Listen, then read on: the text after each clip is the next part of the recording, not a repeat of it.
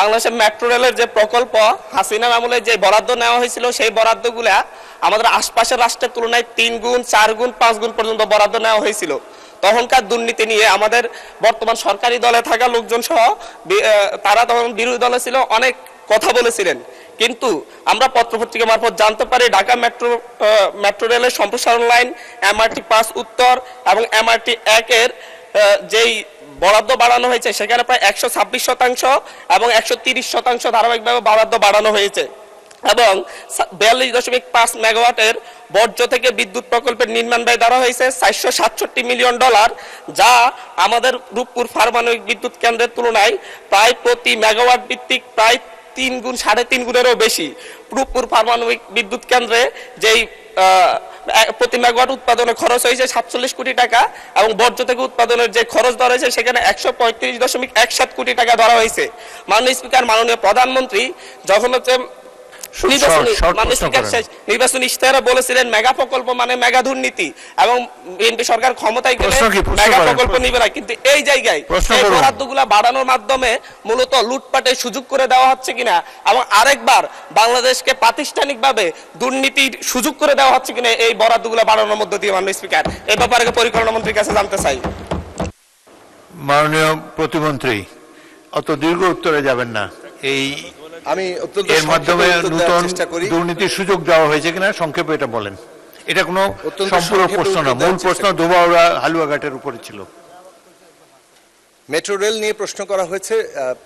Metro রেলের প্রশ্নের উত্তরে এটাই বলতে হবে যে এই প্রকল্পটি যখন গ্রহণ করা হয়েছে সেটা তখন যে ডলারের দাম ছিল এবং এখন যে ডলারের দামের বৃদ্ধি সেটার হিসেব নিকেশ চলছে এবং এই মেট্রো রেল প্রকল্পের মধ্যে কোথাও কোনো ব্যয়ের ক্ষেত্রে অতিরিক্ত ব্যয় ধরা হচ্ছে কিনা সেটার পরীক্ষা নিরীক্ষা চলছে।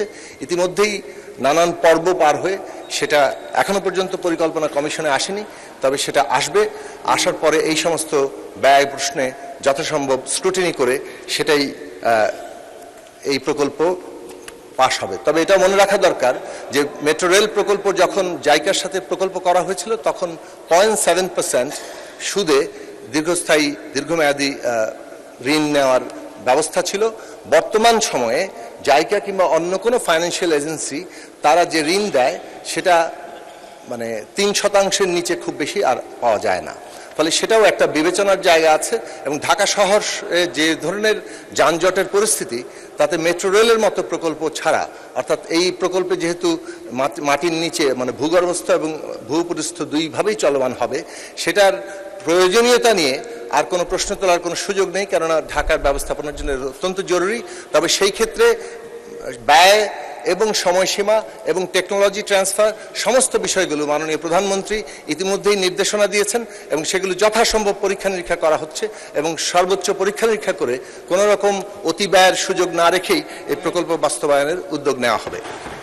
আর এক লাইনে আরেকটি প্রশ্ন বলি, যেটা বলা হয়েছে যে বর্জ্য থেকে বিদ্যুৎ উৎপাদনের প্রশ্ন। বর্জ্য থেকে বিদ্যুৎ উৎপাদন সাধারণভাবে ব্যয়বহুল, কিন্তু এই ব্যয়ের ক্ষেত্রে একটা অন্য বিষয় বিবেচনায় আছে যেটা মাননীয় প্রধানমন্ত্রী এ বিষয়ে পরিষ্কার করে নির্দেশনা দিয়েছেন।